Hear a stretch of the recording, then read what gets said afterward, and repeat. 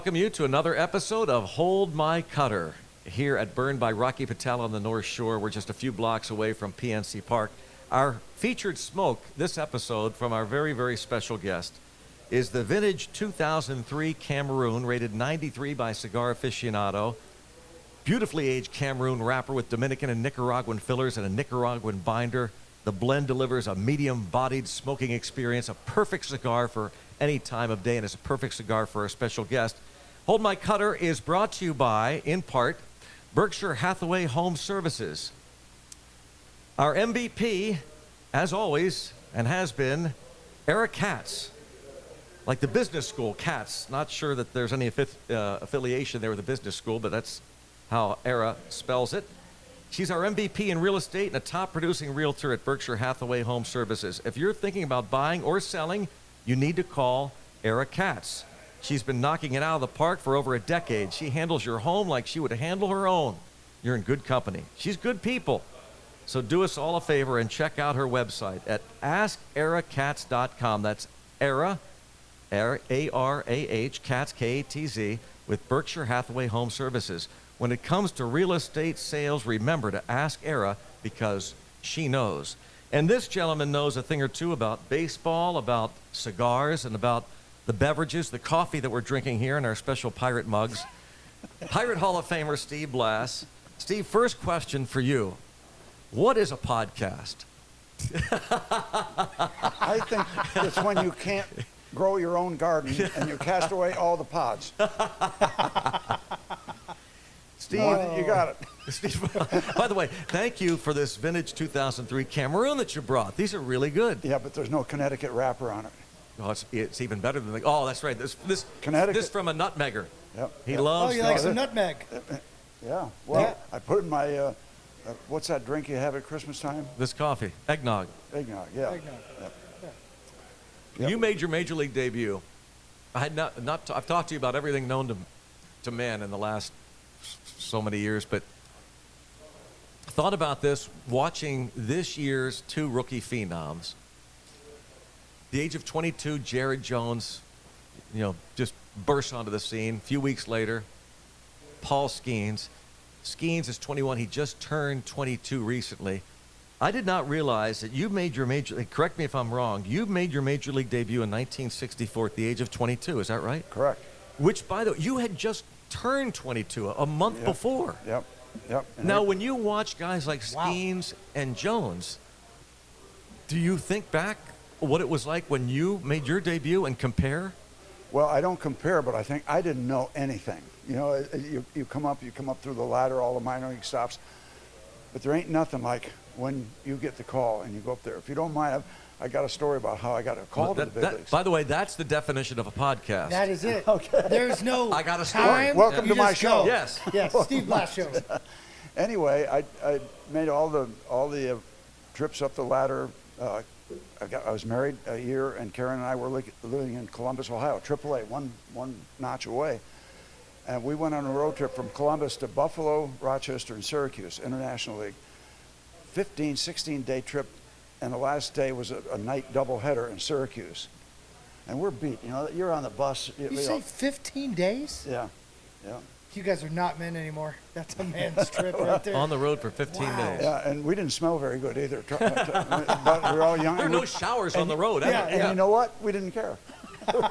So I pitched the last game of that, the night game, and we get showered up. We're back on a bus after all this, driving all the way back to Columbus from Syracuse. I go to bed right at 6 o'clock. We have a little one-bedroom apartment. At 10 o'clock, the phone rings, and my wife picks it up and says hello, and it says, guy on the other end said, I need to talk to Steve. And she says, well, he's had a really long night, a lot of business, a business trip, and he's tired, and he's exhausted. He pitched last night, they drove all the way home, and I'm not going to wake him up. He needs his rest. And he said, I really need to talk to Steve. She said, listen, mister, didn't you hear me the first time? My husband's a professional athlete. He needs his rest. I'm not going to wake him up. He says, young lady, my name is Joel Brown. I'm the general manager of the Pittsburgh Pirates, and we want to have him come up and pitch for us. And the next sound you heard in that little apartment was, "Get your ass out of bed, we're going to the big leagues." Everybody's got a story. She changed her tune, didn't she, real quick? Oh, yeah. You know, everybody's got a story about how they got the call, because you're thinking about that since you're 8 years old. So, yeah, I got called up, and, you know, luckily for me, there were some holdovers from the team that won the 1960 World Series. Vernon Law and Friend and Grote and Jerry Lynch and all those guys, Maz and Clemente. And I sincerely believe this. I was 22, didn't know anything. They helped me go from being a ball player to a major leaguer. You know, there's a lot of ball players, but there aren't all that many major leaguers. And it was, I just learned from them and tried to keep my mouth shut most of the time and your eyes open. But they also had a sense of humor, because I won a couple of games in a row as a rookie. So now I got it all I'm all puffed up. Yeah. I got it figured out. So I walk over to Forbes Field one afternoon, and Clemente's sitting over there by himself. So I said, well, now that I got this all figured out, I'll go straighten him out. Right. So I go over and I said, look, Roberto, listen, here's the deal. Yeah. If I ever get traded, I'm going to pitch you inside, because every National League pitcher pitches you way you at 350 every year. He said, Blass, I'm going to tell you one thing. You pitch me aside, I'll ball to Harrisburg.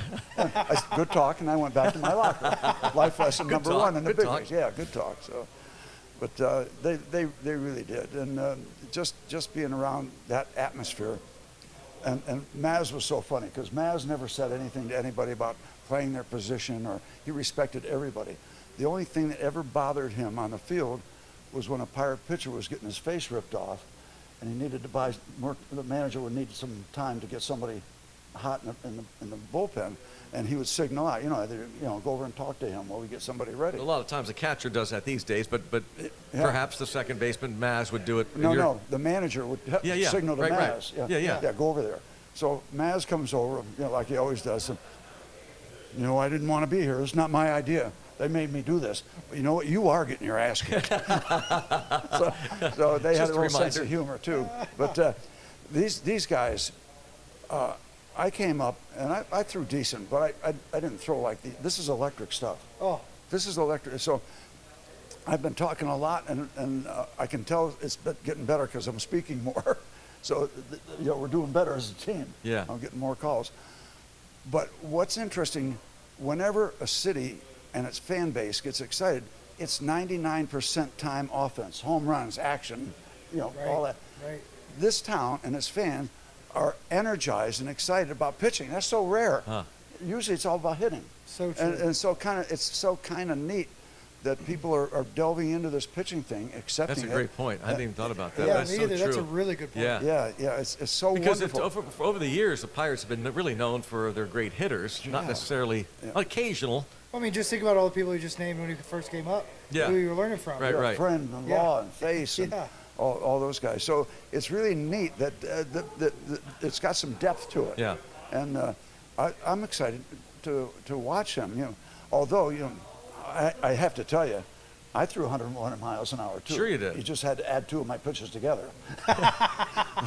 Do you ever wonder how hard you threw? I always do. When you watch these games,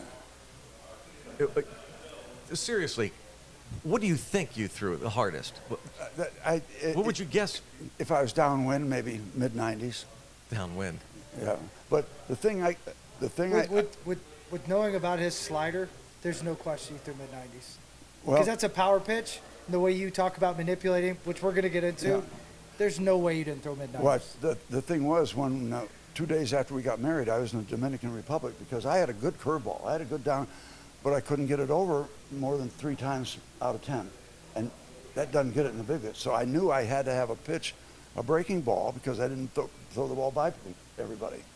I did in the lower minors. I had 200 strikeouts in Class D ball. Wow. And my first full year. But I went down there and learned how to throw the slider, and I could throw it where I wanted to, and I learned how good it could be to left-hand batters in a 2-strike situation. When you throw it out there and they think it's a fastball, it's going to stay away, and right at the end, it's that cutter. I'm talking about a cutter. It moves about that much, and I got so I could throw it on the backdoor slider, lefties, and then I got so I could have confidence to come in on lefties, because if you miss in there with that slider, it doesn't have the speed of the fastball or the break of a curveball. So it's Ted Williams said it's the greatest location pitch for pitchers and hitters. It was a great line by Ted Williams. That is a He good said line. it was the pitch that changed baseball. But I went down there and I got so I could depend on that, and that got me to the big leagues, and that's how I won in the big leagues. Now, my wife has never forgiven me for the vacation in Santiago, not in Santo Domingo. This is in the interior. We had machine gunners in each end of the dugout. Oh, yeah. We had military police. Trujillo, the dictator, had just been killed. So the country was in chaos.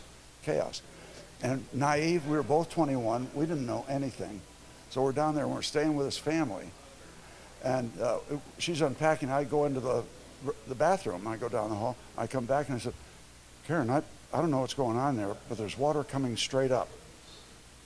And I don't know what it is, but I know it ain't a water fountain. I'd never seen a bidet. So memories of winter ball. But what'd you do when you found out? Did you go back in and try it? No, I just knew it wasn't a water fountain. It's good you didn't drink out of it. Yeah, right. Yeah, good. Hey, Steve, you said you said you could only throw your curveball over for strikes 3 out of 10 times. Did you say? Yeah, only 3 out. Yeah, but at the beginning of your career, because probably got it more. but you got way more confident, of course, in Yeah, as the years went on. as I won it, because too. didn't you use it in the World Series a couple of big moments? Your curveball. Oh yeah. Well, so I mean, for a guy that didn't. Well, the slider helped me relax with the curveball. So it gave me 2 breaking balls. In fact, I had 3 breaking balls that I could throw. I could throw a hard slider, and that was just a little cut fastball, and I could throw a hard curve, and this big slop drop. Manny Skenes, we had a name for it. They got names on pin. He said, "Oh, Steve, you throw your little Flip Wilson." Flip Wilson was an entertainer and comedian at the time. Yeah. Little Flip Wilson. Oh my God. And he came out in the 7th inning of the World Series with 2 on, nobody out. I said, Boog Powell, oh, you throw him a little flip now, the little Flip Wilson. Because I would throw it, and Boog Powell would hit it 400 yards, but it'd be 500 yards foul. You know, that was just had to show him everything else and then throw him that, and he'd foul it off and you could get him. But yeah, so I gained confidence and depended on the slider, the curveball became more relaxed. Yeah. And so. By the way, you do not like it. In fact, Steve has already lobbied before we started recording. We're going to change the name of this podcast to Hold My Slider. Yeah. Now, it's not going to have the same impact because Hold My Cutter is a pitch in We'll have to baseball, start and eating it's the burgers cutter. on set. Well, I could have told Sangy there, catch my cutter. Hold my cutter, yeah. And just don't hold it if they're running.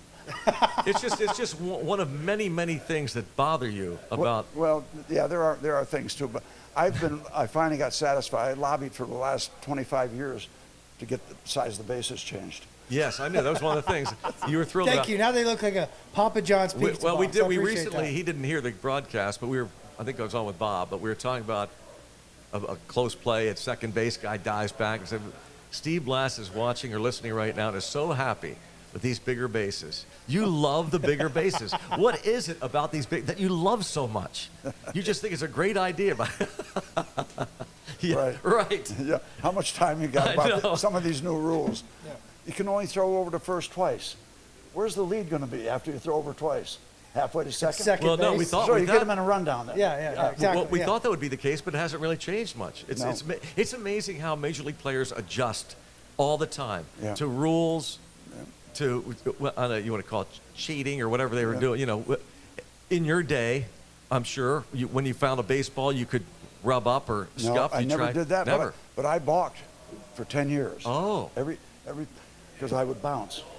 But I did it every time, so it never got out. In fact, when Earl Weaver came out in the first inning and said I wasn't pitching I wasn't in contact with the rubber, interrupted the first inning for me going out. This is Game 7. 7 game of the World Series. Wow. Held up the game for 20 minutes, and said I was. And in the course of his dialogue, because they had the managers wired, he said he's also not stopping, but if he'd have stopped right there, I'd have been in trouble. Huh. But he went on with the conversation, and I was so nervous I'd have thrown for second base. It's the World Series for God's Yeah, exactly. sake. Game 7. Yeah. And Wow. it's hard to throw strikes when you're pissing your pants. I mean, I'm sorry about that, but it is. It's very difficult. Hey, but it keeps you warm. For the first 30 seconds, I felt great. Then got to go work with a slider again. But You were roaming the streets of Baltimore the night before, weren't you? Thinking about that. I was. I woke up at 4 o'clock in the morning, couldn't sleep, walked around the hotel. Imagine if a cop come up to me and said, "Hey, what are you doing, buddy?"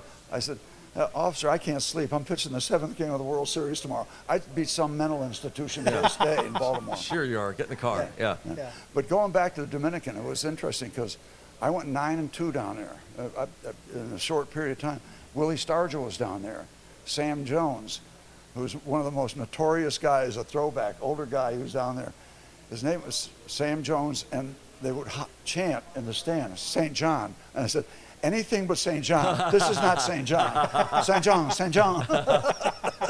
So it was pretty What was wild. his nickname? Sad Sam. Sad Sam. He threw a no-hitter against the Pirates when he was with the Cubs in 1955. Hold My Cutter here with Steve Blass, brought to you in part by Point Park University's Sports, Arts, Entertainment, and Music Business major in downtown Pittsburgh, among the most innovative business programs in the United States. You earn a Bachelor of Science degree in the Roland School of Business while focusing your studies in the thriving industries of sports, arts, music, and entertainment marketing management. Located in downtown Pittsburgh, Point Park, in the heart of some sports' most admired teams, world-class arts and cultural organizations, and nationally acclaimed entertainment values, all within walking distance. Register is now open for the fall term. For more information, www.pointpark.edu. We are with Pirates Hall of Famer Steve Blass on this edition of Hold My Slider. One more story. Hold My Cutter. Last we got story more from- time for one more Oh, we story. got You don't plenty. you have Well, no well, we idea have a how much moment. time we have. Well, we have a moment. Yeah, We got to yeah, talk yeah. about why we have a moment. So I'm going to get that. Anyway, there's a guy, a native of Santiago, played for the Yankees. Pedro Gonzalez was his name. Oh, yeah. Infielder. And it's the only baseball fight I've ever been in. He kept bunting on me and bunting on me. So came up and he bunted one more time, and I was young. I didn't know the difference. He bunted the ball, and I just went and tackled him. First baseline. And here's the thing. It turned into a pretty good scrum. And so I get thrown out. He gets thrown out. After the game, he goes home. They take me to jail. So I've got to call my new bride. From jail? Yeah, from jail. And I said, she said, "Hey, what time? When are you coming home?" I said, "I'm going to be a little late." She says, "Where are you?" I said, "I'm in jail." To my new wife. Oh, my gosh. Because I tackled a guy that was bunting. Yeah. That's yeah, great. yeah. That It was was wild. the only fight you were in? Ever. Baseball fight. Yeah, well, I got punched in the stomach when I was in 8th grade, and I never wanted to fight again. I said, "You win the decision." It's knockout." Pete Rose was ready to fight you, wasn't he? Well, he Not was just really. angry with me. Yeah. I tried to tell him that a ball got away when I hit him in the head my rookie year. He said some words to me I've never heard in my life. So you don't. I should have heard. No, I mean, you don't. So Steve hits Pete Rose, and the next day he sees Rose and says, "Hey, sorry, Pete, the ball just got away. It just got He away." dressed me down. Another life lesson. Yeah. You don't kid with a. Yeah. Yeah. You Don't kid with a kidder. Because I tried to hit him in the head. Yeah. And he knew it. I didn't hurt him. Yeah. The only other guy I hit in the head was Brooks Robinson in an exhibition game in Miami. Wow, what names? Yeah, and Brooks hit him, not intentionally, and we all run in, and he's on the ground, and he's saying, "I'm fine, I'll get up." I said, "No, Brooks, stay there. They won't say I got any kind of fastball if you get right up. Come on, stay down there for a while." I'm fine. Yeah. It doesn't hurt. Yeah, stay there. Stay down there. It has to hurt. So we survived the Dominican When Republic. you talk about some of the names, I mean, of course, he played in what some people believe is maybe in our lifetime greatest One era of the great baseball. eras, yeah. My first appearance, I got called up after I got that call, and I went in relief in the first inning for Tommy Sisk. We came up through the minor leagues together. He got knocked out in the first. The second batter I faced was Henry Aaron. Second batter. Second batter. I'm wondering Henry Aaron. if I got his bubblegum card in my back pocket. And then I had to face Willie Mays. You'll appreciate this. Well, the late Willie Mays. Tell the story about your first time you faced him. I grew up in Connecticut, so he was with the New York Giants for all. He was one of my heroes, and so I go to Candlestick Park and I'm pitching against him, and I look and I say, "Why am I pitching against Willie Mays? Why am I out here?" And I throw him a decent pitch, and he chops it wide at first, and I froze because he didn't hit it into Candlestick Park. I was so happy. I just stood there, and so he beat out an infield hit. We won the game comfortably. And the next day, one of the coaches comes in and says, Murtaugh wants to see you in his office. I said, this would be a little father chat. You know, we won 7-2 or something like that. So, you know, I figured he'd put his arm around me. So I walk in, he's got his arm around me. He said, that Mays can really get down the line, can he? I said, yeah, Danny, he sure can. He said, well, it'll cost you $100 if you see if you can get there first next time you see him. And don't spell my name wrong on the check. So I told that story to Derek Shelton on a pregame show recently because Rowdy Tellez hit a ball a few weeks ago off the wall in center field. I don't know where the Pirates were, but probably should have been a triple. It bounced away, but he stood there for a long while. He thought it was gone. We all did. I certainly did. I saw it on TV. Okay, so I did too. And mentioned that to him about that. And now Shelton said it cost Tellez a bottle of bourbon. So I said, oh, that's how things have changed over the years. It cost Steve $100. It cost Tellez a bottle of bourbon. I could have got Shelton a cheap bottle of bourbon. There you go. Saved $30. Saved everybody. Saved everybody some time. Exactly. Get rid of the middleman. Yeah, Derek, bring me out. Listen, I've had 50 years of rest between starts. Come on, give me a shot. I think I'm pretty good now. What do you think of the splinker? Now, other than trying to spell it? Okay, so that's the Paul Skenes pitch that's taken the world by storm. It's a combination splitter. It's a two-seam sinker. Well, he actually holds it like a splitter. Okay. Now maybe the fort. Oh yeah, here we go. Yeah, like a split finger fastball. So for those just listening on, It's almost like a forkball. He's actually picked up the baseball and he's showing like the splitter. That's how he throws it. He's got huge hands. But yeah, he manipulates it. Does he turn it over like a sinker? He does a little bit. He does, and it'll run this way, but then he also has the ability to make it kind of dot down. So I don't know if he maybe splits a little bit more or what he does. I can't wait to ask him. No matter how, if you're releasing it like that, you're going to have that down and into the right-hand batter. You know, they asked Elroy Face what the difference between his fork ball, which is right in there, and the split finger. He said about $4 million a year. That's good. That's true too. Yeah, if he had been pitching in this era. But I threw a four-seamer and I threw a sinker, and I threw a little changeup off that where I turn it over and try to take some speed off. I had to have a lot of pitches. Which used to be called a BP fastball. Yeah. Which was a great pitch. Well, when I threw BP, I just four-seam right. You know, I just want to get that. I'm throwing BP to my guys. Right. Yeah, I'm not trying to get anything on them, but I had to have a lot of pitches because I didn't throw the ball by a lot of people. But the terminology is something. You know, I hear this exit velocity. The only time I think of exit velocity is when I'm sitting on the toilet. There you go again. Any other questions, Mike? Yeah. Do you have a good barrel rate then too? Pardon me? Good barrel rate too? Yeah, you seem to barrel up everything, good exit velocity. Well, what about your launch angle? What about your launch angle on the toilet? Is that good? When I was younger. It's so good. It's so good. So speaking of that, as we were saying, speaking of that, exit velocity. How do you segue into one of our sponsors? Let's carefully. Brought to you by Charmin. Don't squeeze the arm. So, I want to ask you about the while we have a moment. The phrase that got me released, fired from broadcasting. No, it didn't. We used to call it Wham! While we have a moment, because Steve was notorious as a broadcaster. He would go into, didn't matter, giant eagle, dentist, accountant, see somebody on the streets. It didn't matter if he met them. This is his personality. He'd get to know them, talk to them. He'd write the name down, and during a game, he would get these in. You know? I had to interrupt the play-by-play. No, it didn't matter. Yeah, and it did not matter. There was one time the Pirates had the bases loaded, bottom of the ninth, down a run, 2 outs, and I'm saying, here we go, coming to the plate. Who might have been Andrew McCutchen, might have been that early McCutchen years. And as he's coming to the plate, Steve goes, "While we have a moment."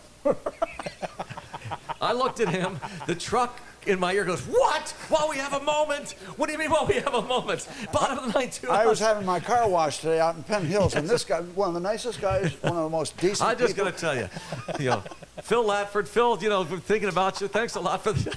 And then I always ask Steve, did you get a free car wash out of this? He goes, no. I said, why are we promoting all these businesses for nothing?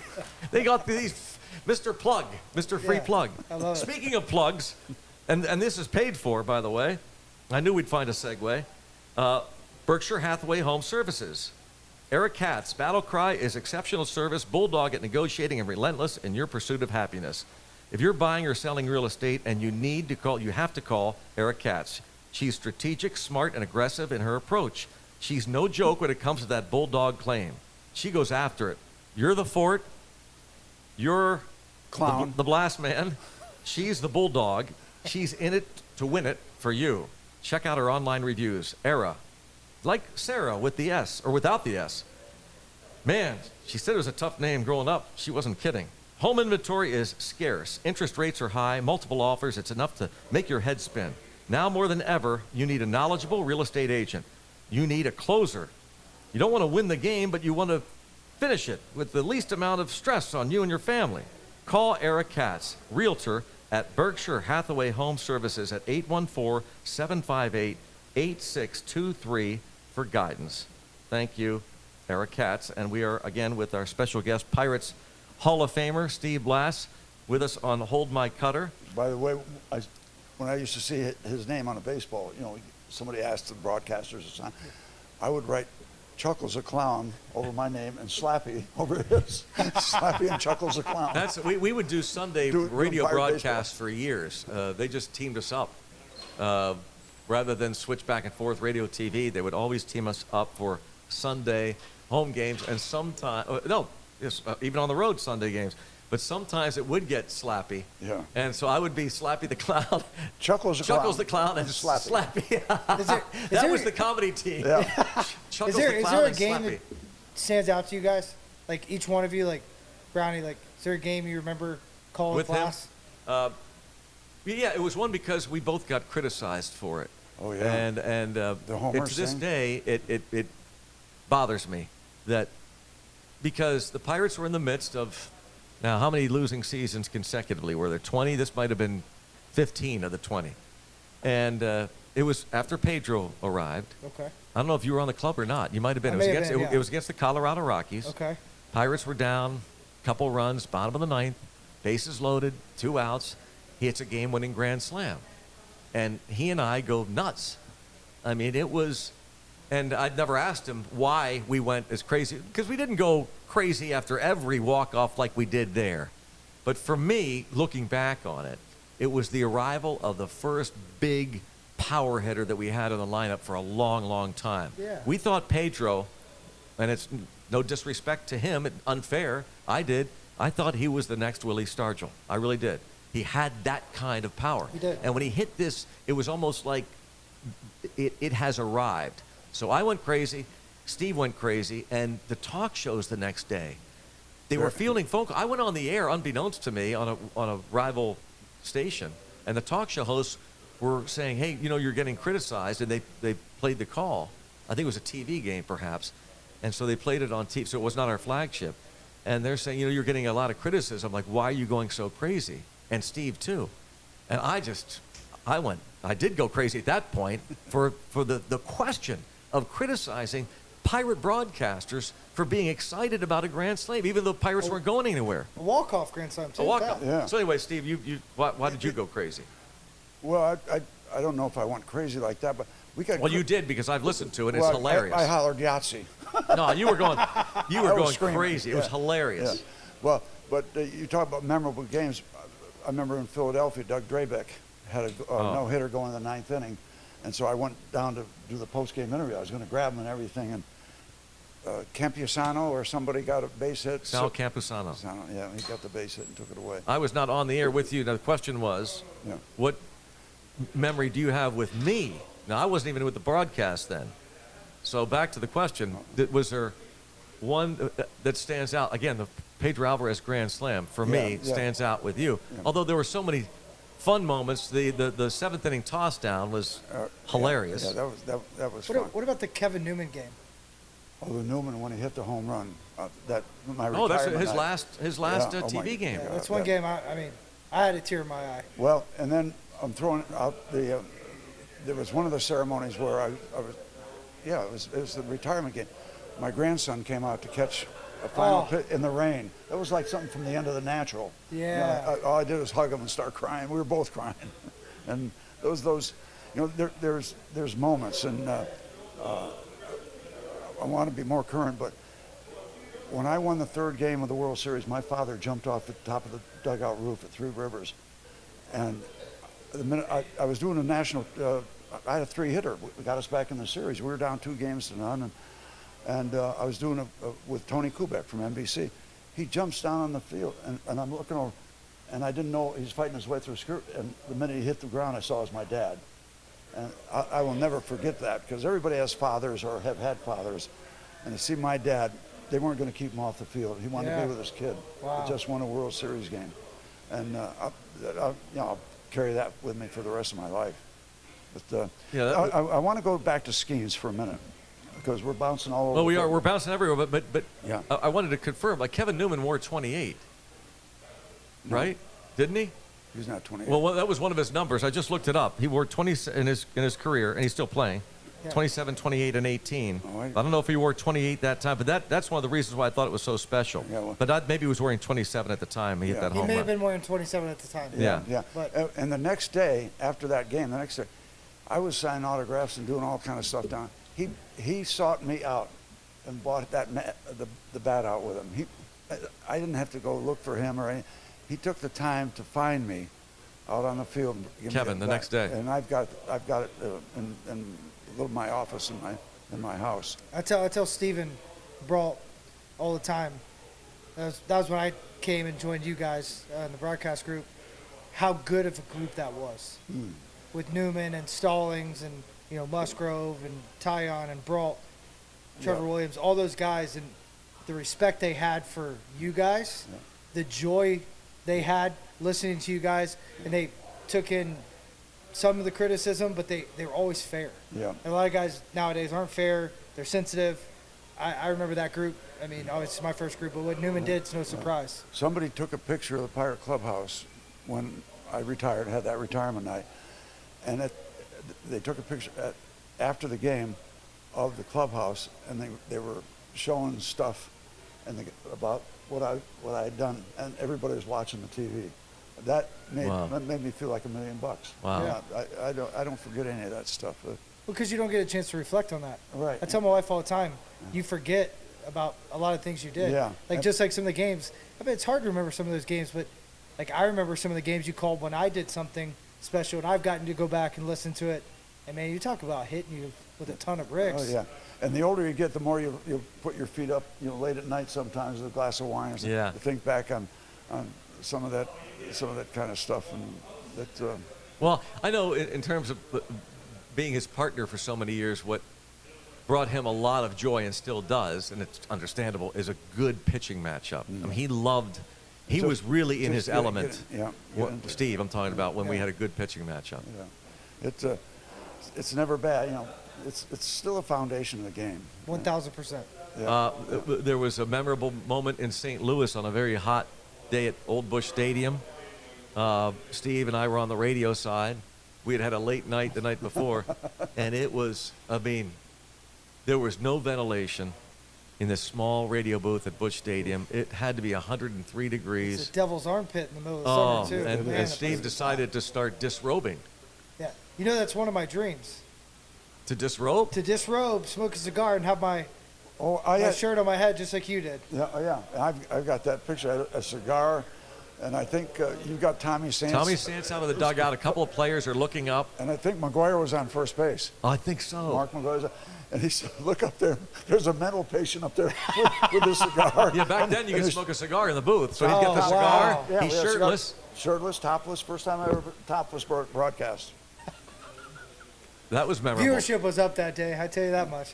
I had another topless picture with Clemente after the World Series. I've got that up on my wall at home. That's pretty cool, too. So I've had an unbelievable journey since I was 8 years old. I mean, it's just, everything has been good. You're talking about moments. During those 20 years of losing, I go into a Giant Eagle. I'm walking in the door through the produce section, and I'm walking around, and this little old lady comes up to me, gets right up my face and said, "The Pirates stink and it's your fault." I said, "Lady, I'm just here for the kumquats. Why don't you just give me a break?" I mean, because, there's little indicators, Little indicators. Yeah. Guess when you know you're going back. Yeah, at did that you at point. least get your kumquats, or did you have to leave? Yeah, I did. Yeah. I said, "You go down aisle 7 and find something." It's the indicators. I had a guy one of those times during that streak. He asked me if I could leave him tickets, and I said, "Sure." And he said, "What time's the game start?" I said, "What time can you get here?" Because it does affect attendance. And he said, he laughed, and he said, "All right, where am I sitting?" "Sit on second base. We're not using it." This decade. Pirates ticket's your fault. Yeah. Well, and how about the Cueto game? You'll appreciate this, Michael. Everybody thinks that caused the Martin home run. I pitched 10 years in the big leagues. I must have dropped 20 balls around the mound.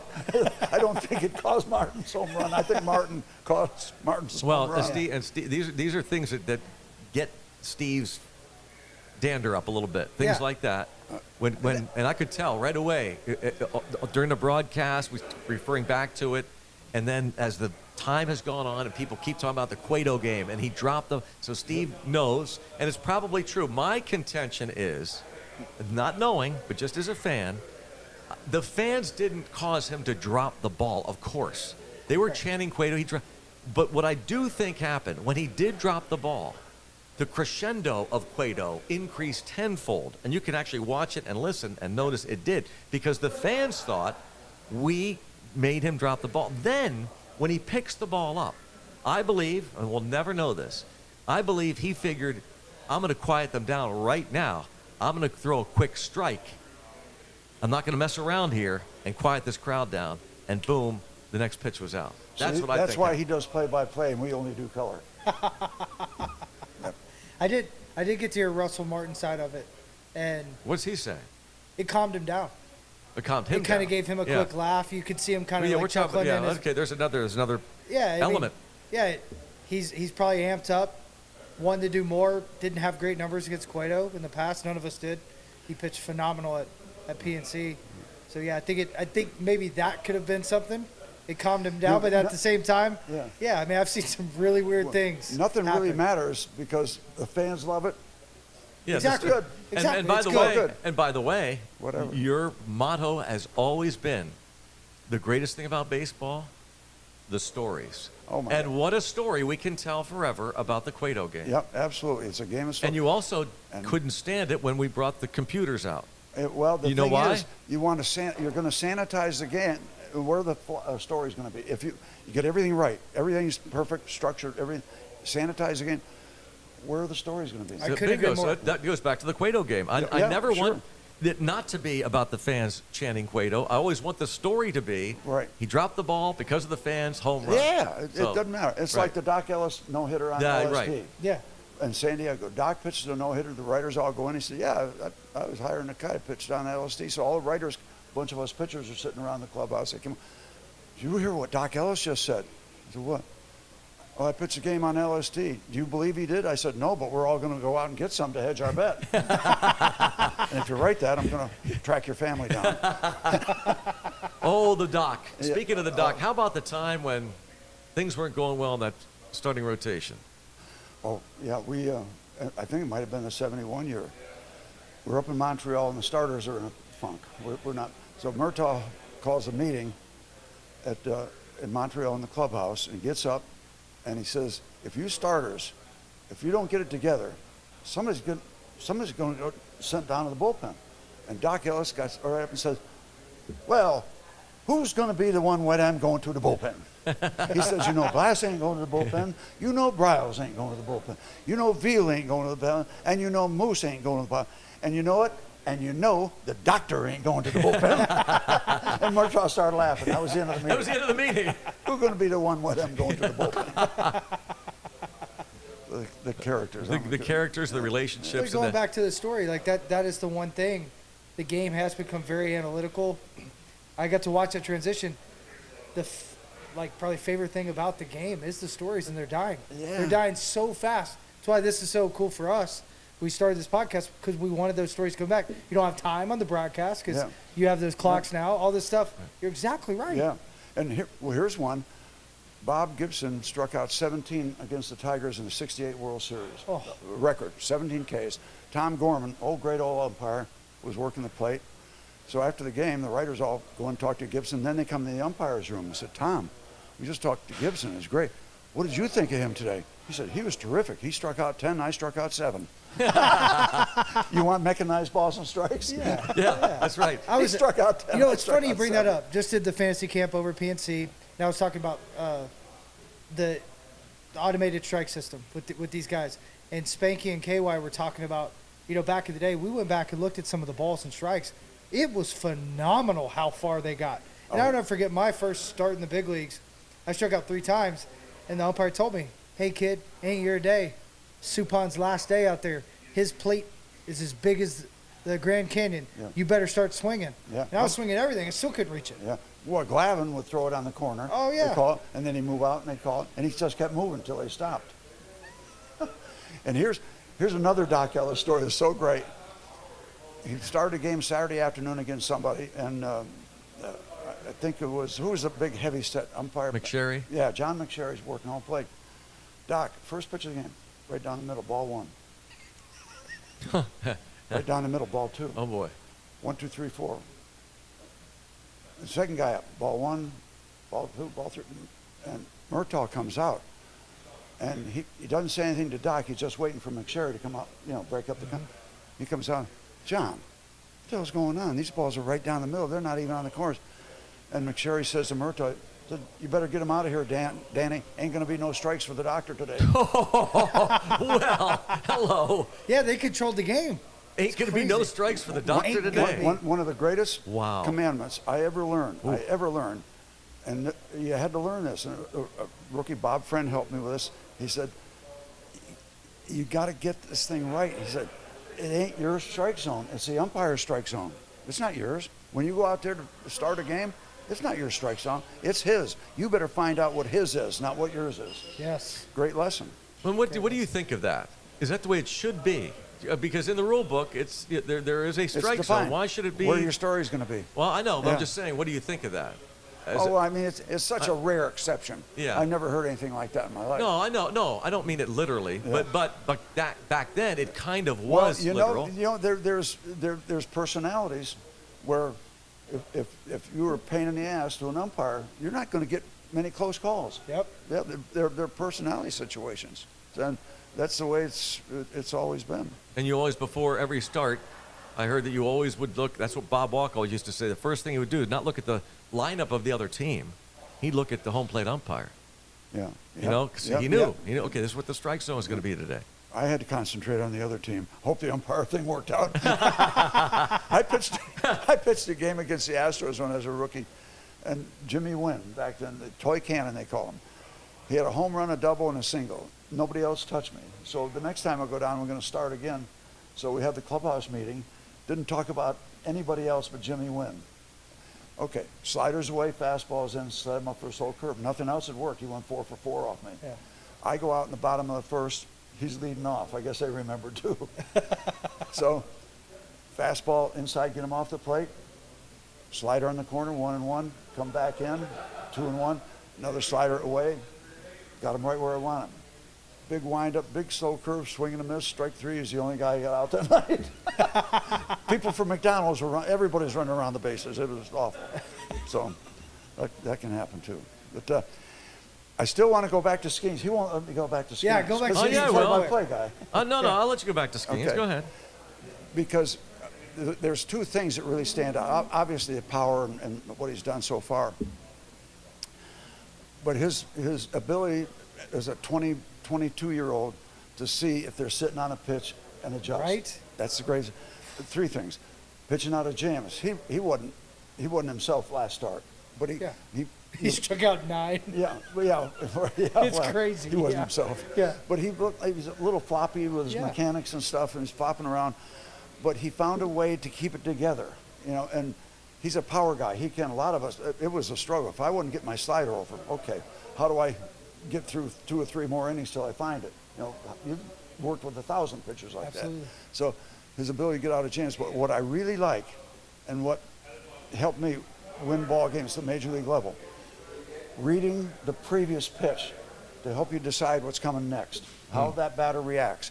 And he talked about it in an interview I heard, and then I've seen him do it. That is so huge. How did he react to that pitch is going to determine what I'm going to try with the next pitch. Doesn't always work, but it's a big factor going forward. And So mature, isn't it? yeah, I've got guys that have 20 years in the big leagues can't do that. exactly. See, the power guys, a lot of them never had to pitch. Exactly. They threw the ball by everywhere till they get to the big leagues. Even AAA. Man, people don't realize how much, AAA majors. Sure. No, it's huge. But I think that impresses me the most. I could identify with that because it just helps you so much. Read that previous pitch to help you with the next one. You'll stick around for another episode, I'm sure. Hold my cutter, hold my slider, whatever you want to call it. Or Won't you? Hold my cigar while I get a drink. Hey, when people like, subscribe, right, on Yep. all platforms. platforms. Anywhere you find your podcast, you can find this. YouTube, like, subscribe, comment. ask comment on questions. YouTube because you will answer on YouTube. We will the answer. comments. Yes, we will 100% answer. Yeah, I want to come back because we haven't talked about the World Oh, Series yet. we'll be coming back. Yeah. Oh, okay. That's another edition of Hold My Cutter. This episode is brought to you again by Berkshire Hathaway Home Services. Call Era. Thank you, Steve. Cats. Finding a home Cats. is much like selecting the perfect cigar. a It cool takes cat. time, expertise, and a discerning eye to ensure it suits Bulldog. your taste and budget. Bulldog. That's right. So before you think of anyone else, remember to check out AskEraCats.com and ask Era because she knows. Era Katz with Berkshire Hathaway Home Services is your real estate aficionado. Call her for unparalleled guidance and expertise, whether you're buying or selling. Era. Well, the only era I could remember in sports was Era Parsegian, the old Notre Dame football coach. Just like Era, our Era is a winner too. Remember to ask Era because she knows. Ask for Era Katz with Berkshire Hathaway Home Services for all your real estate needs. AskEraCats.com and tell her the Fort, Mr. Blass, the Hall of Famer, and GB sent you. Curious what your home is worth? If you don't at least ask Era Katz, you'll regret it. And you'll regret not sticking around for another episode of Hold My Cutter. And one more thing. Oh, She's going to find you that water fountain again.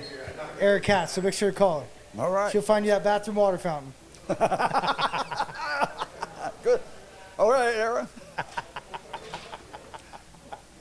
She's selling homes in a great era.